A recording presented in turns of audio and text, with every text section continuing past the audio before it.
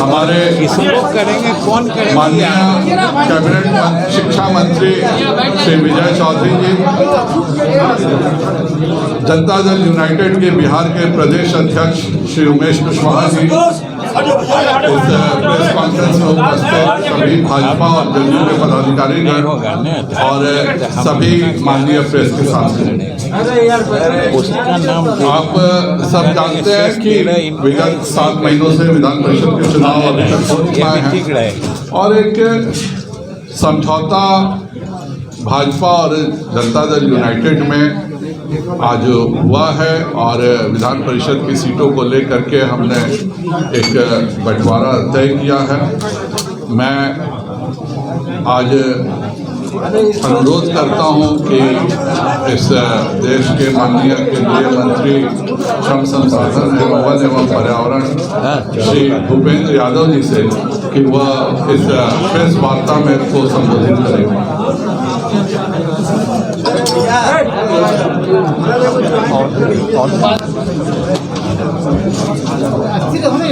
आज की पत्रकार वार्ता में उपस्थित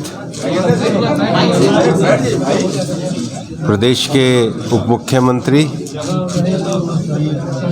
माननीय तारकिशोर प्रसाद जी, भारतीय जनता पार्टी के प्रदेश अध्यक्ष सम्माननीय डॉक्टर संजय जायसवाल जी, बिहार के वरिष्ठ नेता और इस सरकार में शिक्षा मंत्री और संसदीय कार्य मंत्री सम्माननीय विजय चौधरी जी, जनता दल यूनाइटेड के हमारे प्रदेश अध्यक्ष सम्माननीय भाई उमेश कुशवाहा जी, पत्रकार बंधुओं, भारतीय जनता पार्टी और जनता दल यूनाइटेड की सरकार विगत 4 विधानसभा चुनाव में लगातार जनता का आशीर्वाद लेकर के बिहार की सेवा में कार्य कर रही है। इस शासन की प्रक्रिया में बिहार की अनेक व्यवस्थाओं में सुधार, सामाजिक सुधार, बिहार के विकास को आगे बढ़ाने के लिए माननीय नीतीश कुमार जी के नेतृत्व में हमारी सरकार पूरी तरीके से प्रतिबद्धता के साथ कार्य करती रही है। दोनों दल आपस में एक दूसरे को सम्मान देते हुए और एक ही मिशन के नाते कि बिहार में सबका साथ सबका विकास के लक्ष्य को आगे बढ़े, लगातार निरंतर विगत 16 वर्षों से माननीय मुख्यमंत्री जी के नेतृत्व में लगे हुए हैं। केंद्र में माननीय प्रधानमंत्री जी श्री नरेंद्र मोदी जी के नेतृत्व और मार्गदर्शन में अनेकों विकास और कल्याणकारी योजनाएं बिहार के लिए विशेष रूप से लागू हुई हैं।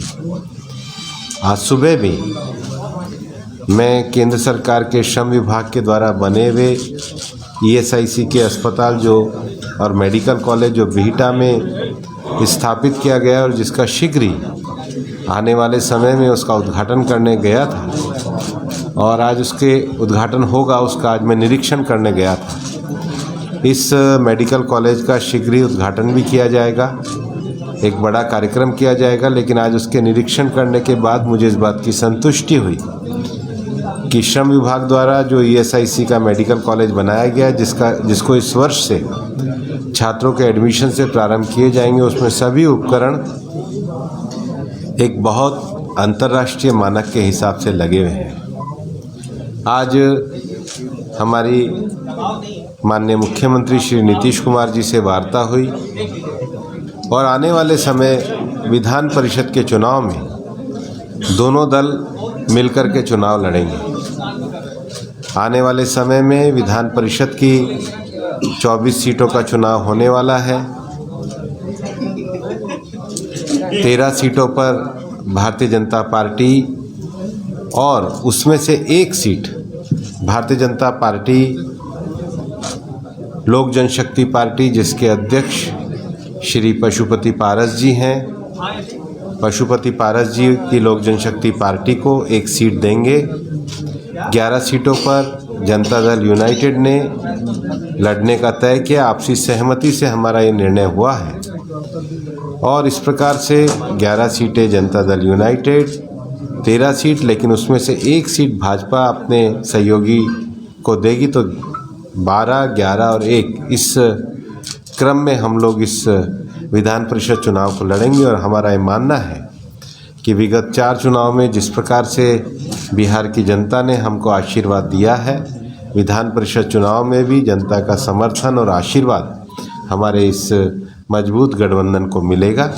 मैं विजय चौधरी जी से भी आग्रह करूंगा कि वो भी जदयू की ओर से आपको इसके बारे में संबोधित करें।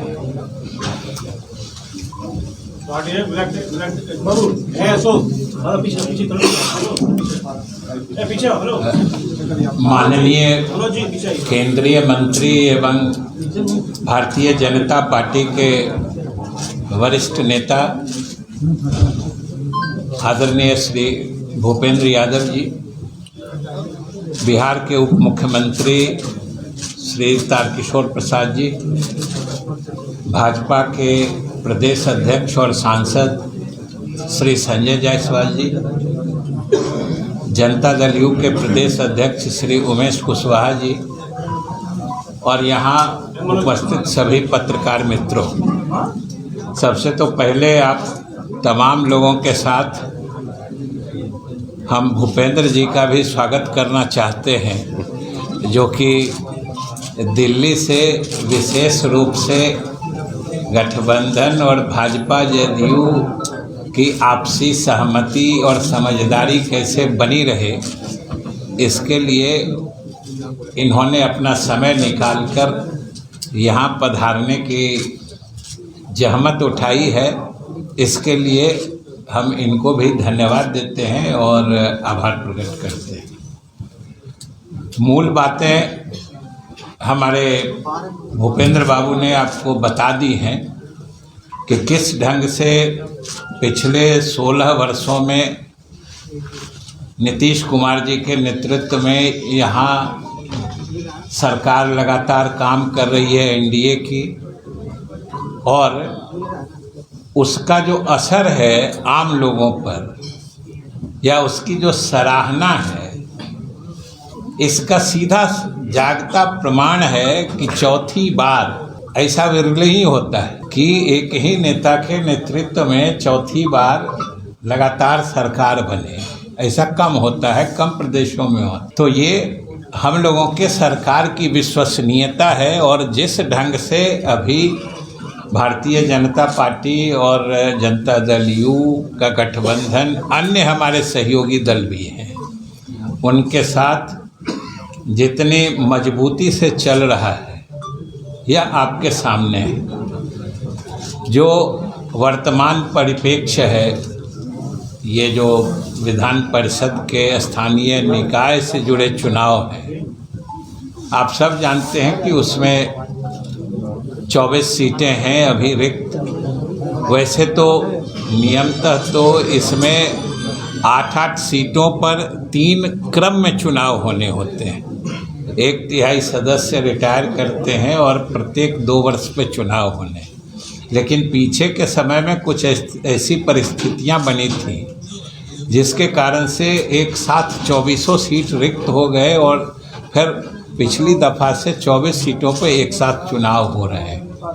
और हम लोगों की आपसी समझदारी इसी क्रम में बननी थी और स्वाभाविक रूप से इनके 13 थे तो ये 13 लड़ना चाह रहे थे।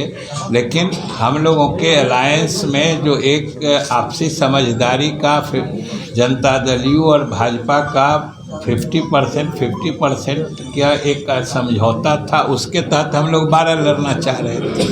तो ये हम लोगों का की पुरानी इच्छा थी। इस पर कई राउंड हम लोगों ने बात की और रास्ता इसका निकला जब इन्होंने जैसा बताया कि एक सीट इनको सहयोगी दल पारस जी के लोजपा को एडजस्ट करने के लिए, उसमें सामंजित करने के लिए आवश्यकता थी। तो हम लोगों ने भी 11 सीट पे सहमति दे दी कि हमारे एक सहयोगी दल की भी साथ आ जाएंगे। तो जैसा कि उन्होंने बताया कि 12 पे भाजपा लड़ेगी, 11 पे हम लोग लड़ेंगे और एक सीट पर हमारे लोजपा पारस जी वाली लोजपा के उम्मीदवार लड़ेंगे। तो इस तरीके से ये समझिए कि एक बहुत ही अच्छा आपसी समझदारी का और बड़ा ही मजबूत निर्णय है। इससे कई तरह की भ्रांतियां भी दूर होंगी और आप लोगों के भी जो कयास चल रहे थे ये उस पर भी एक तरह से आज से विराम लगेगा। और हम आपको आज कम से कम अपने 11 सीट बता देना चाहते हैं। ये भी क्लियरिटी ही आ जाएगी आप लोगों को, कोई फिर दुविधा नहीं रहेगी कि 11 सीट जो जदयू का हम लोग लड़ेंगे वो आपको बता देते हैं। शेष 13 इनको लड़ना है, उसमें से एक जो सीट अपने उनको देंगे ये दे देंगे। दोनों पढ़ चलिए, तो हम दोनों ही पढ़ देते हैं। जब इन्होंने अपने सीटों का भी विवरण पढ़ने का अधिकार दे दिया तो मैं उसे भी पढ़ देता हूँ। जो जब इन्होंने अधिकार दिया है तो स्वाभाविक रूप से इन्हीं का पहले पढ़ते हैं कि भारतीय जनता पार्टी लड़ेगी जिन 12 सीटों पर, 12 और एक 13 जो पारस जी का है। तो भारतीय जनता पार्टी रोहतास पहला, दूसरा औरंगाबाद, तीसरा सारण, चौथा सिवान, पांचवा दरभंगा, छठा पूर्वी चंपारण, सातवां किशनगंज, आठवां कटिहार, नौवां सहरसा, 10वां गोपालगंज, 11वां बेगूसराय, 12वां समस्तीपुर, 13वां वैशाली, जो ये अपने सहयोगी दल पारस जी के लोजपा को दे रहे हैं।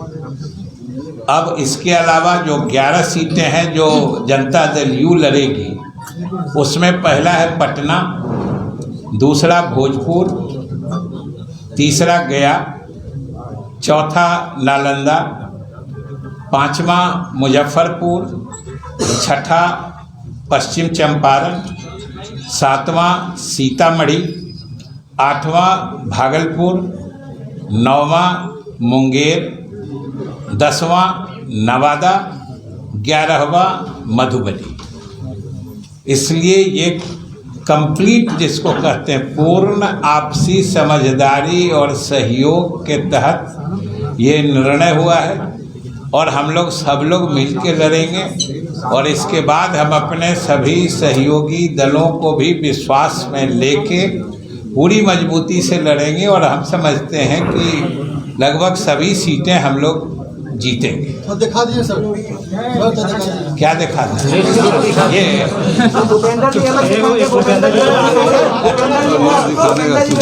बाद में दिखा दें। अच्छा, बाद में दिखा। और अरे दे ही देंगे, इसीलिए तो पूरा पढ़ दिए। और कोई विषय कहना है? किसी का कोई और प्रश्न हो तो बताइए। हम सहयोगी दलों को विश्वास में लेंगे, ये विजय चौधरी जी ने कह दिया। हमने इसीलिए शुरू में ही कह दिया क्योंकि मुझे पूरी उम्मीद थी कि आप ये प्रश्न पूछिएगा। हमने कह दिया कि ये भाजपा और जदयू का समझौता हो चुका है और हम लोग अपने अपने सहयोगी दलों को भी विश्वास में लेंगे। तो सीट देके विश्वास में लेंगे या फिर विश्वास में लेंगे? हमने विश्वास में लेंगे कह दिया ना, ये तो हमारे विश्वास पर निर्भर करता है ना। तो मुकेश सहनी ने कहा कि अगर सीट नहीं मिलता है तो 24 सीट पर हम लोग चुनाव लड़ेंगे। हम विश्वास में लेंगे, हम विश्वास में लेके सबको चलेंगे। वो 4 सीट पर कौन लड़ेगा, आप या मुकेश सहनी जी? वो अभी आज का विषय नहीं है। अभी तो विधान परिषद की बात आज हो रही है, विधान परिषद की आप लोग सभा की तरफ कहाँ चले गए? मतलब सब नाराज नहीं होते नहीं, सब हम विश्वास में लेके करेंगे। नाराज किसको नहीं होता? विश्वास में आने से कहीं कोई नाराज होता है?